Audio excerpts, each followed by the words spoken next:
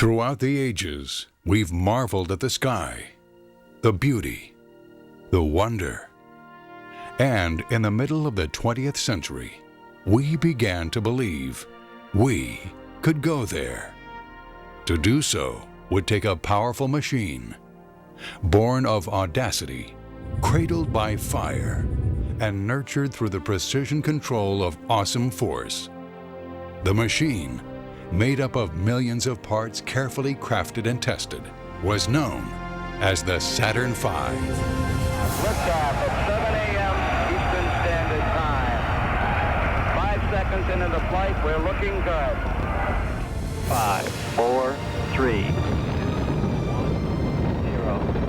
And we have a liftoff. The Skylab lifting off the pad now, moving up. Skylab has cleared the tower. Houston is now controlling.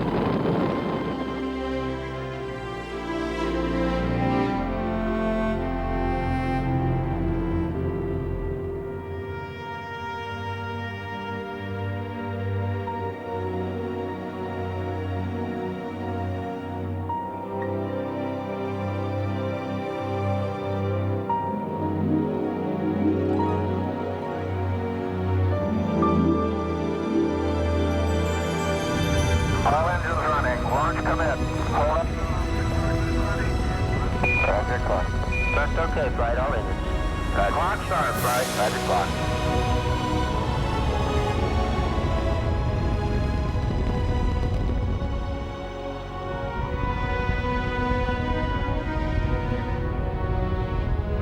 Guidance, flight, how are you? Looks good, flight. Real good. Okay. Stand by for 1 Charlie. Mark 1 Charlie. Mark, mode 1 Charlie, Apollo 8. 1 3.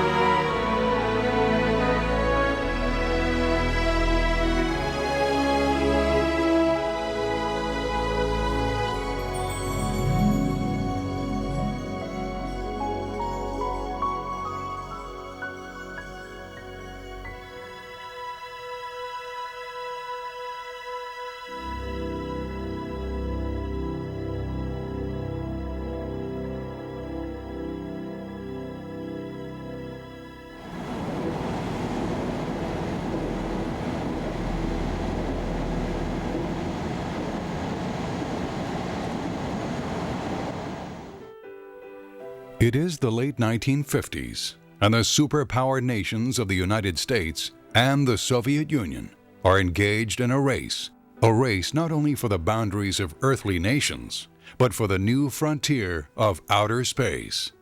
Surprised by remarkable Soviet firsts, the United States finds itself in the uncomfortable position of second place, a position especially troubling for a young president trying to project a vision of a bold new frontier. The new President Kennedy, observing how the quest for space has captured the imagination of the country, searches for a goal, something impressive, but far enough in the future to give the United States a chance to win. Before long, a trip to the moon seems to fit perfectly, technologically difficult to achieve, and remote enough in the future to level the playing field. When Kennedy told us America was going to the moon, just one American astronaut had been in space for less than 15 minutes, and the young science of rocketry was proving to be a difficult challenge. Many people don't realize that the development of rockets is much more difficult than the development of airplanes, because with a rocket you have to generate enough thrust to take off, and that means your thrust has to be greater than your total weight of your system, which is not the case for an airplane. Germany during World War II had proven to the world it could be done. And at the end of the war, both the United States and the Soviet Union sought out German rocket engineers to improve their own programs. And von Braun had his 120 so Germans, but he also had a large number of Americans who joined that team and began to work with him. And it was like, it was like the teacher and the students at the beginning. And our guys learned fast, and they were excited about building these powerful machines that would explore space. Armed with a bold vision of placing a man on the moon, and a deadline stretching less than a decade ahead, and with the help of an experienced team of rocket engineers who had always dreamed of the challenge, the United States asked the first questions about how to get to the moon. What kind of vehicle would be needed, and how would it make the journey? The question was not an easy one. With the technology at hand, 3 primary modes were proposed. Direct ascent was the brute force method. A very large booster would launch a spacecraft directly to the moon. Because the entire craft would land on the moon, taking to the surface all the propellant needed for the voyage back to Earth, it was very heavy. For this journey, a rocket called the Nova, a true monster of a beast standing many hundreds of feet high and clustering large numbers of powerful engines, was proposed. Earth Orbit Rendezvous broke the mission into pieces. Several smaller launch vehicles would launch parts of the spacecraft into Earth orbit, where it would be assembled for the trip to the moon. Overall, the force needed for the mission would be spread over several smaller launch vehicles called Saturns. And a method called Lunar Orbit Rendezvous, the mode finally employed, was in the beginning considered too dangerous. The method had the advantage of offering a manageable spacecraft weight on a one-vehicle mission. In Lunar Orbit Rendezvous, a rocket boosts a complex of 2 spacecraft simultaneously onto a lunar trajectory. The craft are designed for specific roles and are linked during the voyage. Once there, the lunar module travels to the surface, leaving the heavy propellant and re-entry protection for the return to Earth in lunar orbit. After landing, it launches a very light return stage back to the command ship for the return home.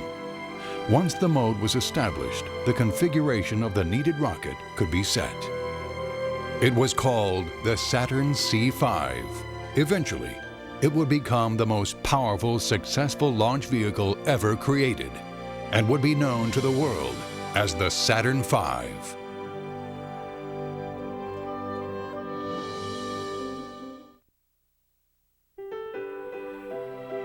The Saturn V would bring together thousands of skilled workers, engineers, scientists, and technicians on a scale never seen before.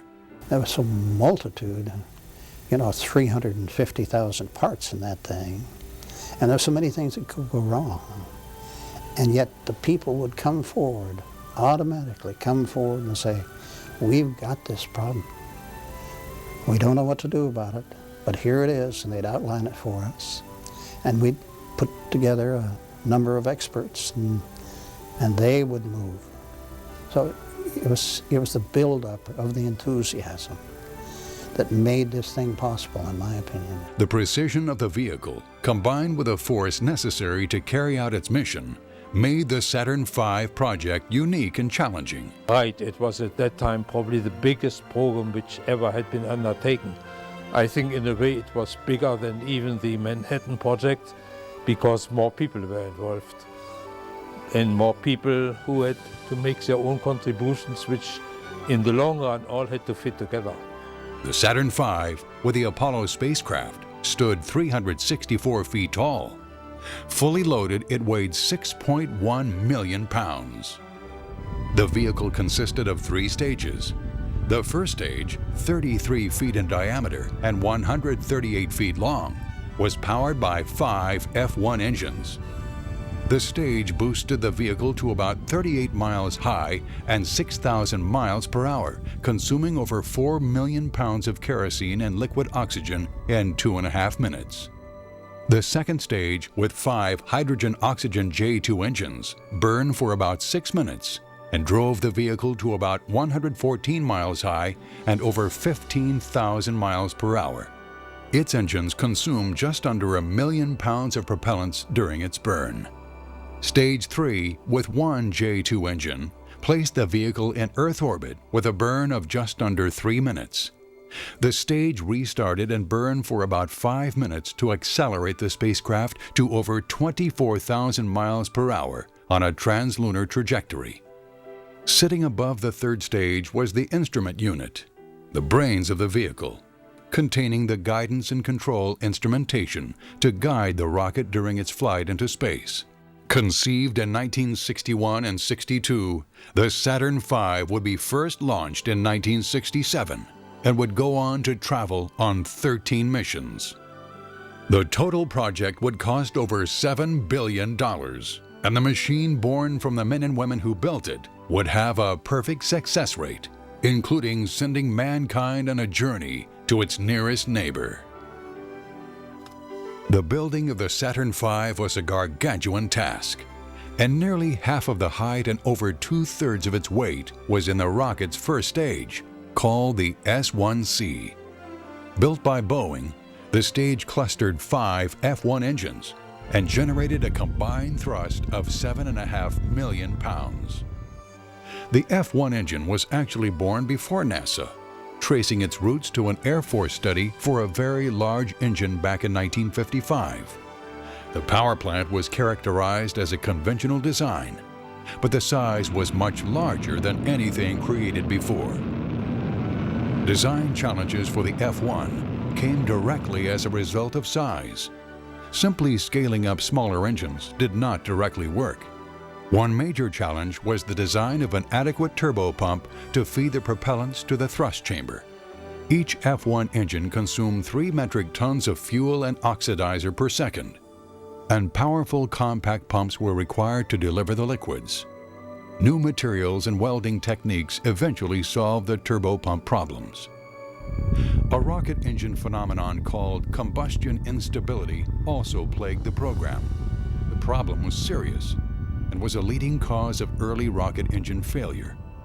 Redesigns of the F-1 injector, the part of the thrust chamber through which the propellants are injected, helped solve the problem. But the whole basis of any meeting we had is to dig out the problems and move on them. Because we knew we didn't have time if we didn't find them. And so this agenda was always filled with the speakers who were in the middle of solving that problem. And we tried to control time on the thing by setting 2 hours initially.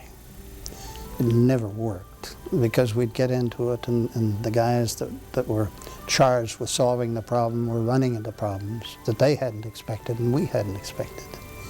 But we had everyone there at these meetings that could do something about it. Development of the engine was just one challenge for the first stage.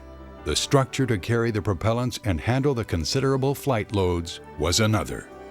While the structural design of the first stage was conventional, the 10-meter diameter was not. The difficulties faced in the welding of such a stage were formidable. The first stage consisted of 5 primary parts. The thrust structure was the heaviest component, mounting the engines and transferring the flight loads to the rest of the vehicle.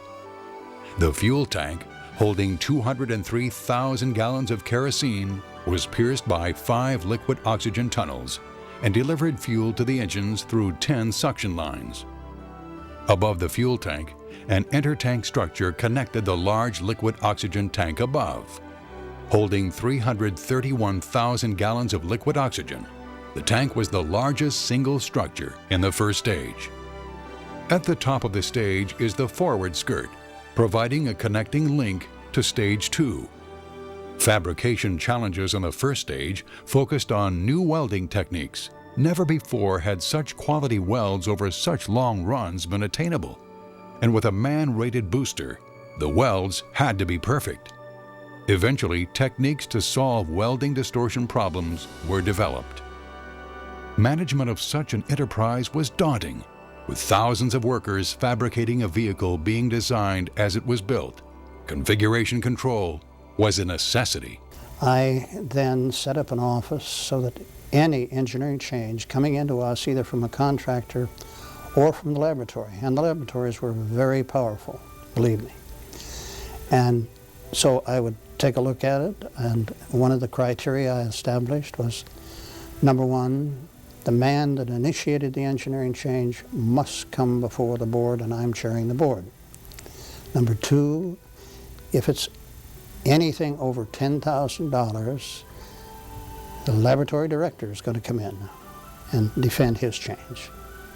So those were criteria that kind of settled everybody back for a moment or two, and they're all mad, of course. With Marshall growing from a small center of several hundred engineers to a large complex of several thousand workers and contractor employees, changes were necessary and sometimes painful. But we did get a handle on it. We did know who was trying to make the change, what it was going to cost us to make, what the impact on the other parts of that vehicle were going to be. Marshall was, in many ways, a research center with a desire to maintain capabilities in-house. But with a project the size of the Saturn V, more and more vehicle development would be required of contractors. So Arthur Rudolph had charts on almost everything which showed him all the details, so we knew exactly where things were, and the responsible people had to sign off on a piece of paper that they really were standing behind their statements, and he had a real, very good control.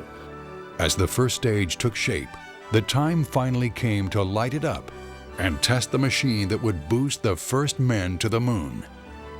Testing took place in Huntsville and at the new Mississippi Test Facility, part of Marshall Space Flight Center.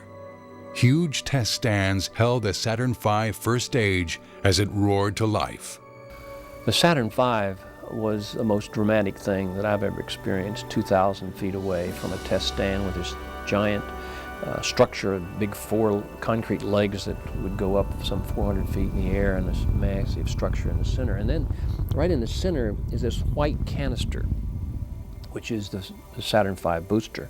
And when they started a test, they would, of course, the fueling would take place, and you'd see the vapor venting out of the liquid oxygen, and it was pretty spectacular.